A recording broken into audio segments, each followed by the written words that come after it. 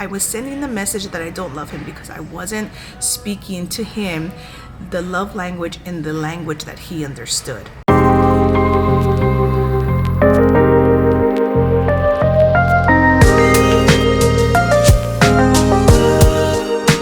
Hey gang, welcome back to the channel. Hi, I'm Shan Otare. I'm a breakthrough mindset coach that helps you to reflect and accept your past so that you can reframe your future.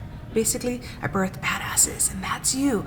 I'm gonna help you get there by being your most authentic self. So let's jump into today's videos and talk about how we can authentically be ourselves, but in our relationships. Let's go. Now, for those of you who have known me for a long time, you probably know my husband.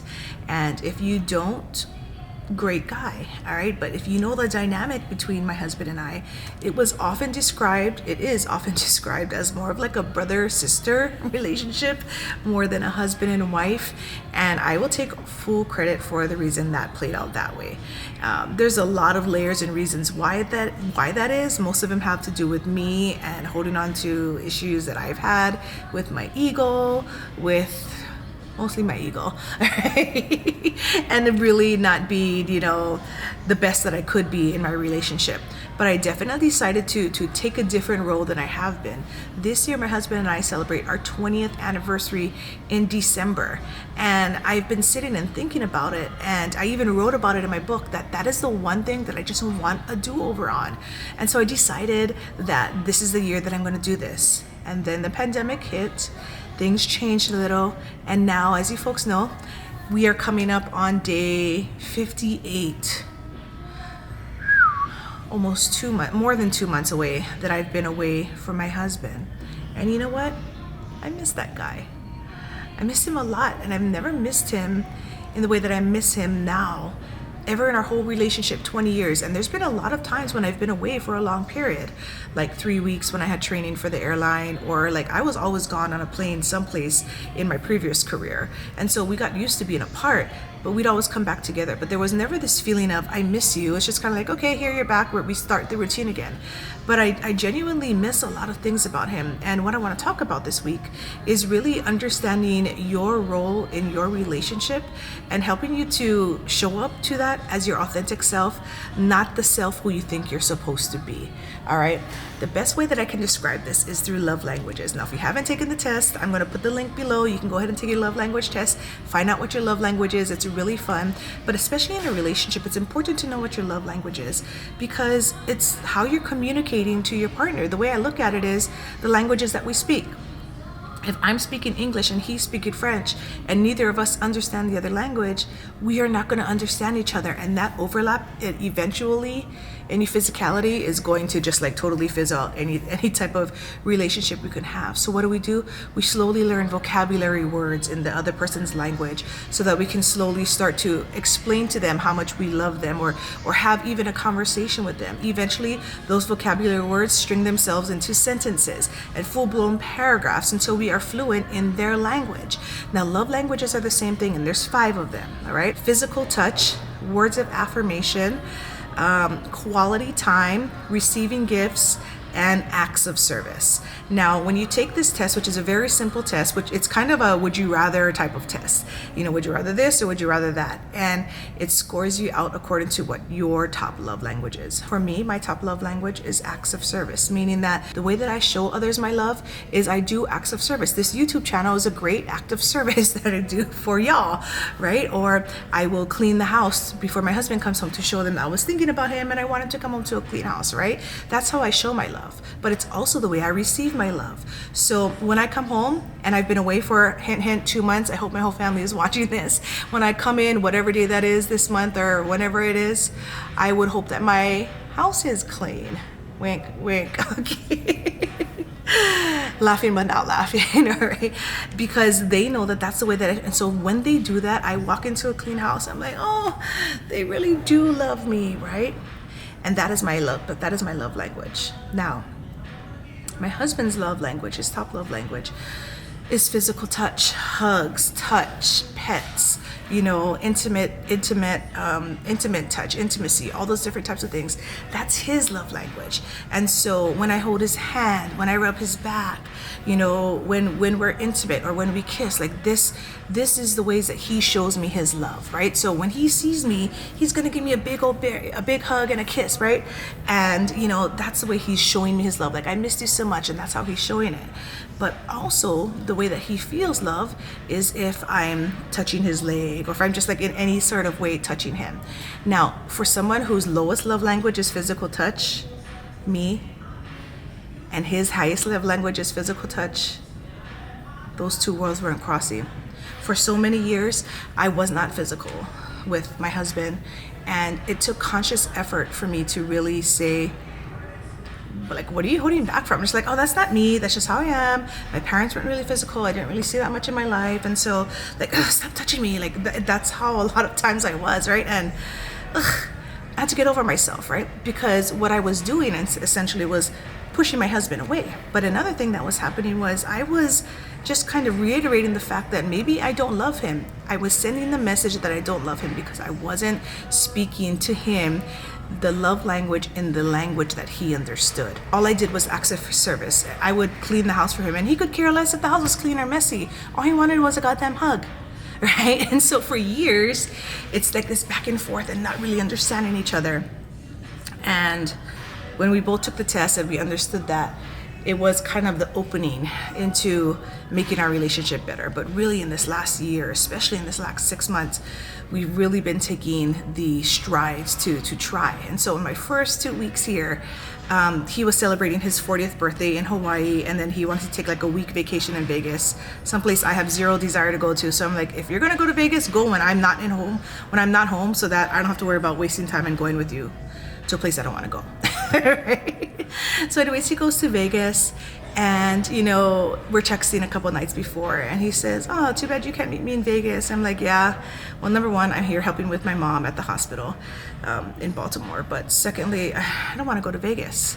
He's like, yeah, I know, just dreaming, right? And so we just kind of hung up from there. And in that moment, I'm like, why can't I go to Vegas, right? Why can't I? My mom had just gone into her surgery. She was going to be in the hospital for several more days, so there was nothing we could really do for her. So I asked my siblings and my uncle, who were also here with me, I said, hey, could I take a quick trip over to Vegas for a day, you know, and go see my husband? They're like, oh my God, that's so nice. So I did. I made what ended up being like a cross-country booty call, is what I'm going to call it, to my husband, and we spent like 36 hours together. I basically stayed one night, did not want to leave him. He didn't want me to leave him, but it was one of those really great trips that we just had together that he was so surprised. I wish I could find the video of it, but he was just so surprised, wasn't expecting me to be there. And it really just was one of those things that I know we're both going to remember for a really long time. And it's because I was like, he would love to see me. He's this close to me. He's in Vegas. I can take a quick trip, jump on a plane, and go and see him. And I never thought like that before. I never thought about what his needs were. I was just, I want a clean house, right? So do that for me. I was very self-central about myself and what I needed in my relationship, and not very giving in what he needed in ours. And once I made that shift and I dropped my ego and I dropped all those, well, this is who I am, this is who I've always been. Once I dropped all of that and I just got serious about just loving my husband the way he wanted to, things have just really changed. It was a choice, folks. And the reason I share this story is so that you can really see in yourself the daily choices that you make regarding your behavior with your spouse, right? Some of you, I see you daily with each other all the time. Like, I might see you very affectionate with each other in public. So my guess is that you guys are doing well. Maybe you guys are doing well physically, but you, like, in other areas of your life, you really are suffering within your relationship. And so don't let what you see on the outside be the reason what you think is really happening in a relationship, right? I'm sure all of you know, like, oh, that's how they look there, but this is what's happening behind closed doors. What my goal was to be is what we showed the world is what was the same thing that was happening behind closed doors. Because that's something my husband would say to me. He was like, you never hold my hand. Why are you holding my hand now in front of everyone? Is it just because you want to show people that you're holding my hand? that's bullshit. I'm not going to do that, right? And he would call me on it.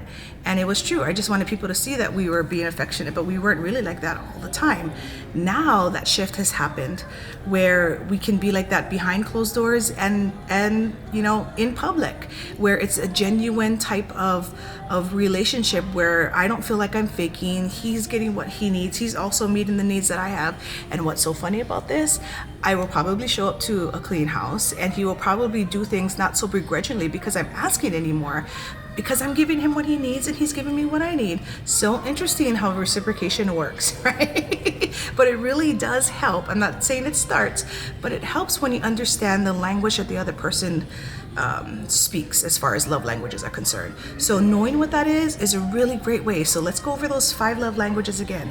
First one is acts of service. Next one is physical touch, and those are the ones I talked about. But another one is quality time. That is like the number 1 love language of all of my children. Does that sound like they're scarred from a mom who was always not around when they were young, who was working? Oh my God, that sounds horrible. But my kids, one of their top love languages is quality time. They show their love by making time for people and spending, you know, quality time with others. Another thing is gift giving. You know, and some people might think that it's a very surface type of love language, but it's really not. I know for me, my second love language, actually my third love language, is gift giving. And I love to think about gifts for people. Sometimes I'm walking by something and it makes me think of somebody, and for no reason I will just buy it because I'm thinking of them. I send it to them, or when I see them I give it to them. It's like, hey, I was thinking about you. And they are floored. They're like, oh my God, this is totally me. I can't believe you thought about it. That reaction and that showing that I was thinking about them when I was just like having a walk or shopping, it really does show them that I'm loving them. It makes me feel good that they feel that. But also, it's the way that I feel love when someone gives me a gift, right? If you're giving me a gift card, hint, hint, YouTube world, my local world, my family world, do not give Shan a gift card unless she specifically asks for a gift card. I rarely will ask for a gift card. Okay. I want you to kind of like think about my gift and like, what is Shan into right now? Like, what does she want, right? That's a really important thing for me as somebody who has a love language scored pretty high in gift giving. And so now my family's got too smart. They just ask me what I want. So like recently I've been getting way more into skincare in this last year. So I asked them for a cute little mini fridge. I'll show you a picture of it. It's super cute. And I haven't gotten it. It's at my house, but my husband showed me like it arrived. I'm super excited. And it's a little mini fridge that I can put into my bathroom right on my sink, and it keeps like all of my skincare stuff, like my mask, my serums, my creams, all nice and cool. Living in humid Hawaii, that is priceless. So, and it's cute. It's a little mini fridge.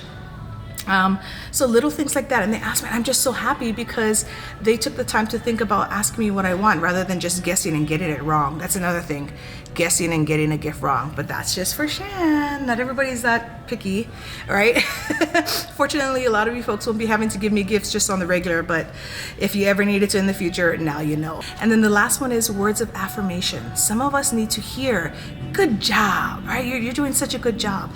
And you will be able to tell the people who words of affirmation is their love language, because they're the people who are always dishing it out. They're telling you good job. They're saying they love you. They're saying you look good. They're saying they're complimenting a lot of people. And sometimes people feel like that's fake. I don't ever feel like that now that I understand their love languages. What I realize is that's their love language. That's how they're showing their love. You know, you look awesome today, Shan. Well, you know what? Thank you. I'm feeling awesome, right? That's someone who has words of affirmation. So check into that test. I'll put the little link so you can take it. It'll probably take you 5 minutes to take.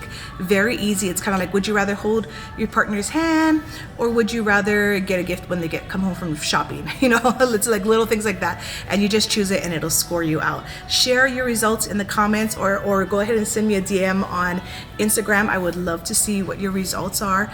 I refer to a lot of things in love languages. Really, most of all, what this conversation started about is the relationships that we have. How are we fostering them? And if we're doing good, is there space to do better? My guess is there always is space to do better. So how are you doing that? And I definitely look forward to this next chapter in my husband and I's, like, you know, the next 20 or 30 or 60 years that we're going to be together, where we can do it right because we're consciously understanding what each other's needs are, and we're doing our best to give that to each other. How wonderful is that? It's pretty effing wonderful. So that's a little bit about relationships for this month. It's part of the rest and relaxation that I really want to cover for June. And think about who you're going to be resting and relaxing with, your loved ones. So think about how you show up in those relationships, and hopefully your love languages are really helpful. Have your spouse take them if they can take the test. Have your kids. They even have one for teens, or even if they're adults, but have them take it too, and just kind of see. You will definitely start to see why people do the things that they do, and you will start to be able to speak their language even more. So with that being said, make sure you hit the subscribe button if you haven't. I got way more goodies for you as we roll through this summer, and hit that notify so that you can get notified on these videos that come out every Sunday at 10 a.m. Eastern time. Alrighty guys, I will see you on the other side, and until I do, keep evolving. Bye.